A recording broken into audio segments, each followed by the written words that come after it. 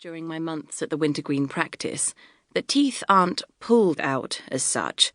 Pull is the wrong word.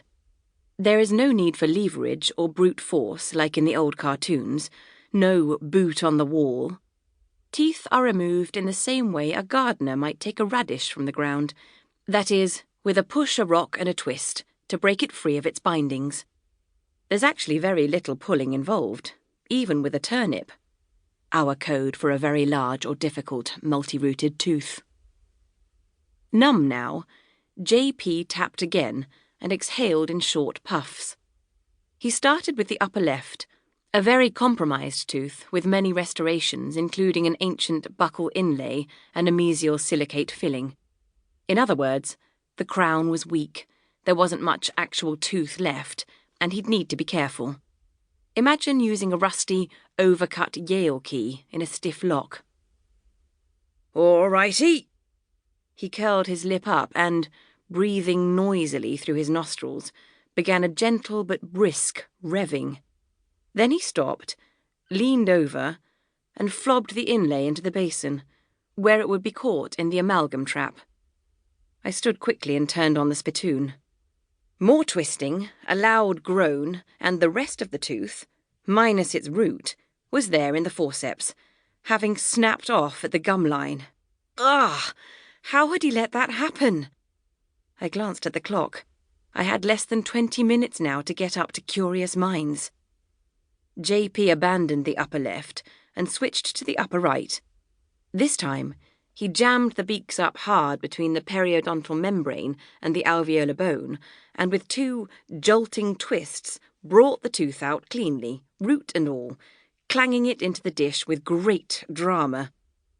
He spat into the basin, leaving a fine, bloody spray across everything for a yard around him. I slipped the plastic bib round his neck and handed him some napkins.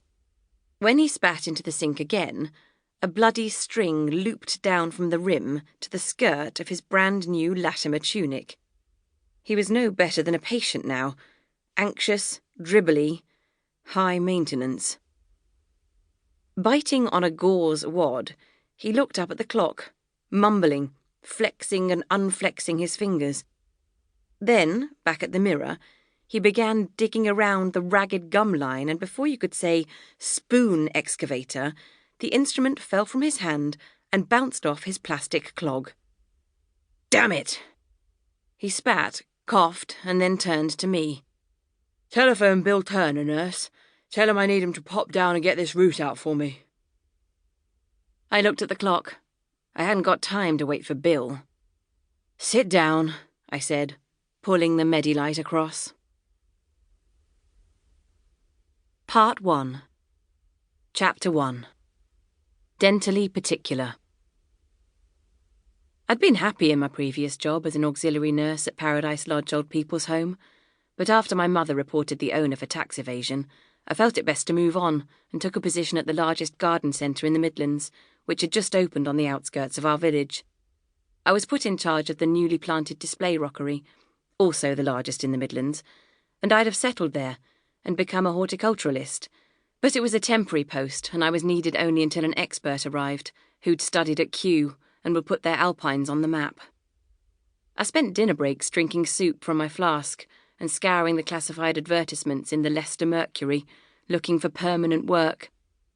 I was old-fashioned in this regard, everyone else having gone on to instant just-add-hot water soups by then, but I wasn't convinced the pieces of dried veg ever fully rehydrated in the cup, and would therefore have to do so in my stomach.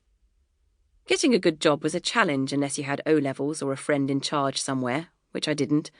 But this was late 1979, and the world was such that if you could demonstrate a bright attitude via a well-crafted letter, you might secure an interview, and with that, the chance to snatch the position from a more suitably qualified candidate.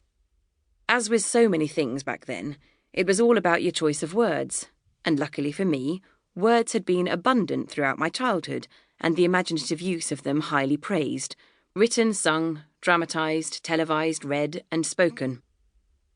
When my sister got herself into trouble at school for muttering, "Oh, go and imbibe nightshade," my mother had described it as Shakespeare coming through, and laughed so much she could hardly light her cigarette.